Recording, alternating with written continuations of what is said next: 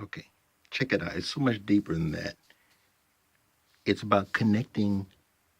Okay, so the title is Finding Your Why. And the concept is, how do you discover your purpose?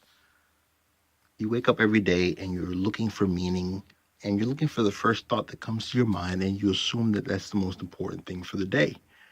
But intention is about telling yourself when you go to bed at night what your first thought should be the next day. That's how you carry the most important things about yourself forward.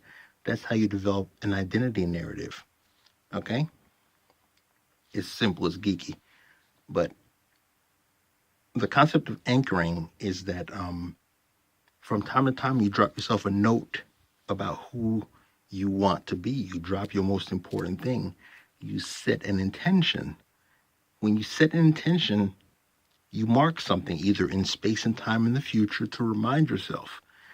Marketing companies set intentions for you. They set identity-based, goal-directed intentions that trigger you throughout the day based on your level of reactivity, sensitivity, um, based on your interpretation of the context around you and how relevant the trigger is.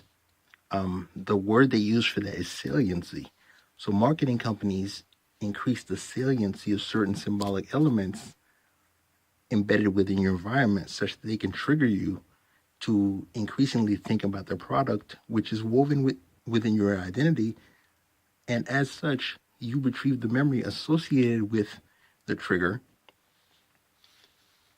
and whatever elements of your identity, the narrative, the beliefs, the values, whatever are triggered. It's called laddering. That is a technique for digging into your deepest subconscious thoughts. And they communicate using an archetype, and you recognize the archetype and you respond to the archetype on a subconscious level. And is it Aristotle, or it's one of the rhetorical concepts, is that they set up the premise to a syllogism. Um, is it a syllogism? It's a pretty Pavlovian thought hook. When they say this, you say that. Um, I worked with some students at one point, and we used this where we say, Skittles, and then you don't say anything, and the kids respond Pavlovian with taste the rainbow. The kids that don't say taste the rainbow feel left out incrementally, and they all within the group learn to say taste the rainbow. You can use interactive patterns where you ask the recipient to do some steps, and that triggers them to respond in large groups pretty immediately based on the specificity of the command you embedded or that repetition in marketing and anchored hooks have embedded. Let me think of an example. I can sit in a room full of noise and I go silent, and within minutes, the entire room, no matter how large it is, will end up responding with back to me. I can take a microphone and, with a room of nearly 1,000 people, say, let me think of a good one. I can say, hey, listen up, at a whisper. And it works very much more on a microphone, but I can say it at a whisper in a huge room, no matter what the size, and the entire room will move to a whisper with me. They will modulate the volume of their speak as well as the demeanor and like everything about their speak to sound like I sounded when I did the initial signal. I can go, hey, listen up. And then most of them won't hear it. So the ones closest to me will suddenly look at me and repeat, hey, listen up. I don't have to say anything else. And I can use some body language. I could tighten up a bit to demonstrate that this is important. And then they will look at me, they will look around, they will say, hey, listen up. And I could put a clap with it if I want to make it rhythmic such that I can put the entire group in one rhythm. But sometimes you don't need to signal the rhythm, you just need to signal the behavior you want. So you just say, hey, listen up. But the rhythm is hypnotic. The rhythm expects engagement and reciprocity. When I beat to a rhythm, anyone who doesn't pick up the rhythm feels left out of the group. And as such, they fail the subconscious test of belonging. No one wants to fail a subconscious test of belonging. And as such, they pay close attention to each other, left and right, which allows you again to control the group with a whisper. I've entirely lost my track of thought, but this is subconscious flow and it's recorded. It might actually, this is the kind of thing where I might probably just push it as audio because there's nothing really useful on the video.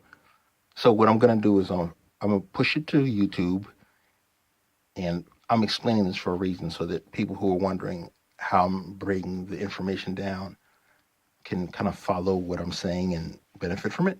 Okay, so anyway, I'm going to push this to YouTube, but I don't like the video of it. The video is really bad and colored. I'll probably push out this version just so you can understand what I'm meaning. So I'm going to push out a version of this with a title, Getting to Your Why. I'm going to push out another version, Understanding Why. I'm going to push another version called Finding Your Why. Okay, so embedded within this signal is something based around the title and delivering on the promise. The promise is that you will, by the end of this audio, understand how the why works. And by me explaining to you systematically how my stream of consciousness is architected, by explaining the architecture of my stream of consciousness to you in such a way that you can understand my intents and understand my core belief system and understand the models that I've learned through 30 years of thinking through this stuff, through psychiatry, through Harvard, through psychology, through working with some of the best neuroscientists on the planet. I should name drop here. I really should.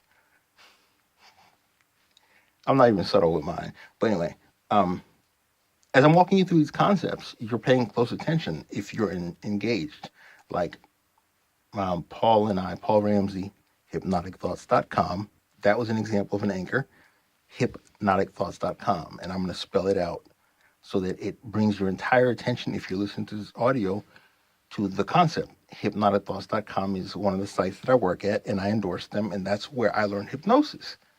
So implicit in this is the humble brag at the fact that I'm trained by master hypnotist Paul Ramsey, and then I will use social proof. I will show pictures of me at Paul's house.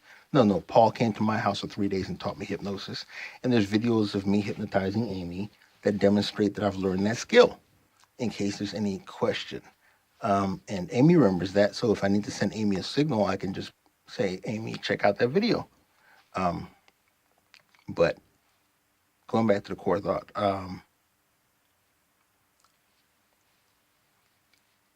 mass hypnotism is amazingly simple.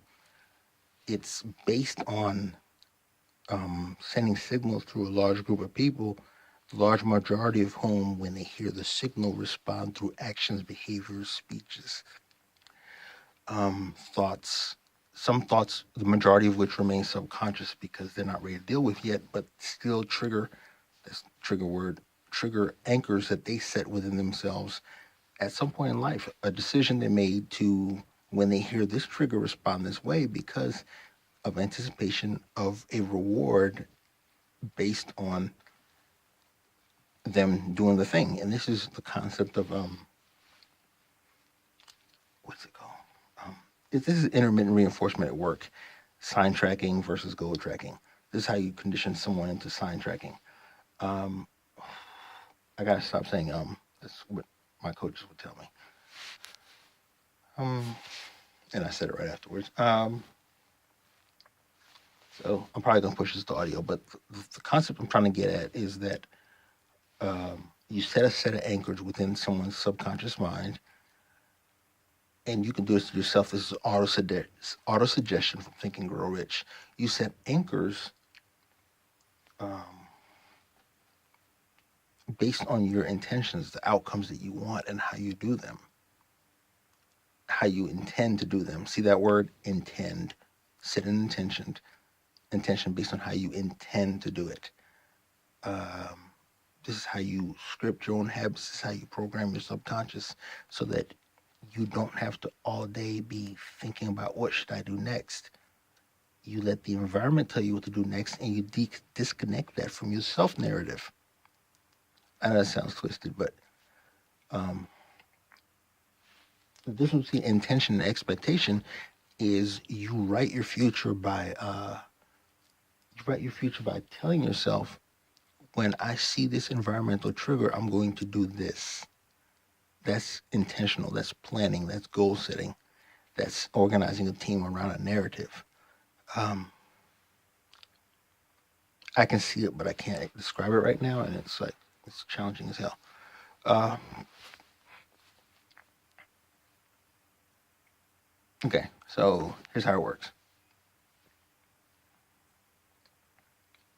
I can walk up in front of a room, and I can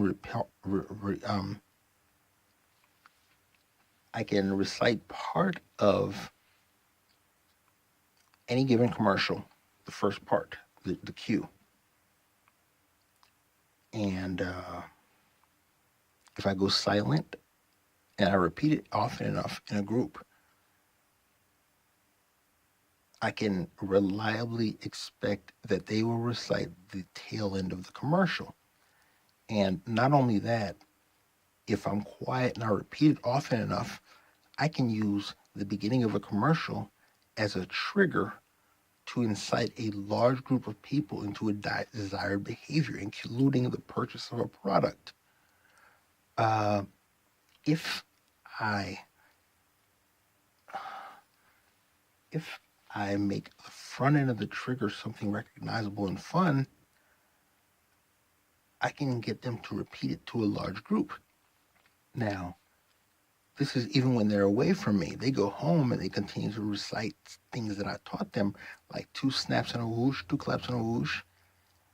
As a reward system, I teach them how to respond to environmental rewards. That's one branch.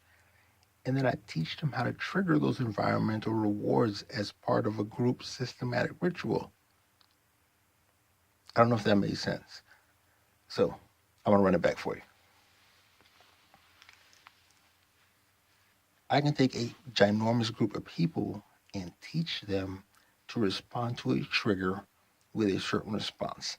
And then I can teach the other people in the dyad or in the group to respond to the trigger such that they cause amplification of the core chant that I initially signaled with, or the core behavior, or the core response. As long as I'm anchored to some of the core influences within the group, I can create large waves of Pavlovian behavior with a level of simplicity that boggles the mind.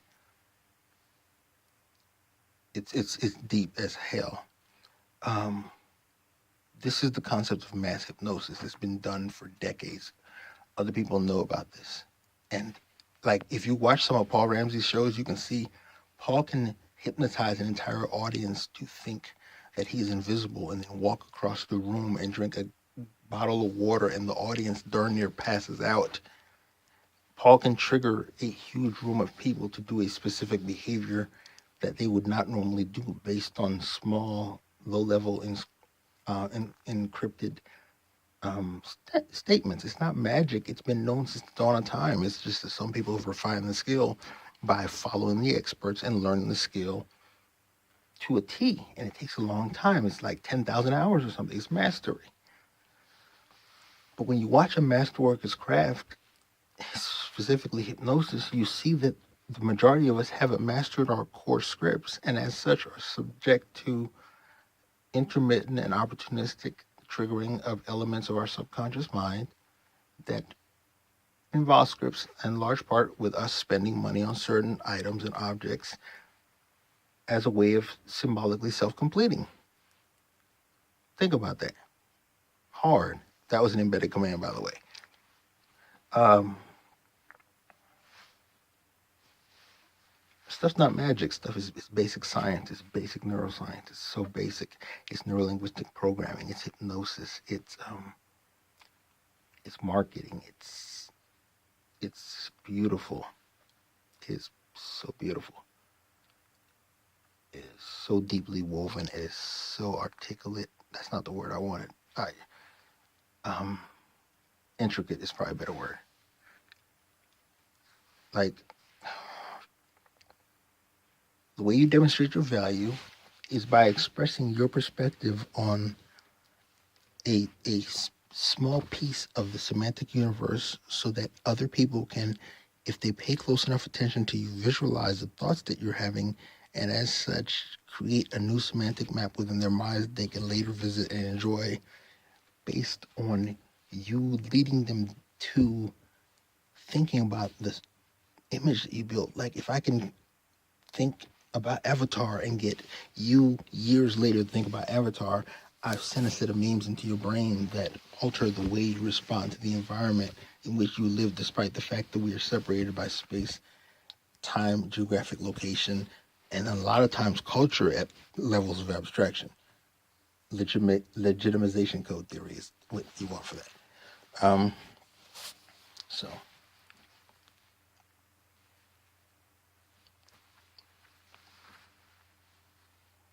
stuff is beautiful. It's this is semantics. This is how I see it. It's math based. It's based off stuff that we learned in pre med and we learned in chemistry in a different frame of reference. We learned all of this, and then you add a layer of computer science, add a layer of artificial intelligence, you add a layer of epidemiology, and you're able to solve really complex problems by asking the computer a question and allowing the computer to answer, but not based off of deductive reasoning scripts, but based off of inferential scripts, Bayesian reasoning, but extrapolation with loose constraints but based on like a future based on how you perceive the future. I'm pretty sure that sounds like gibberish.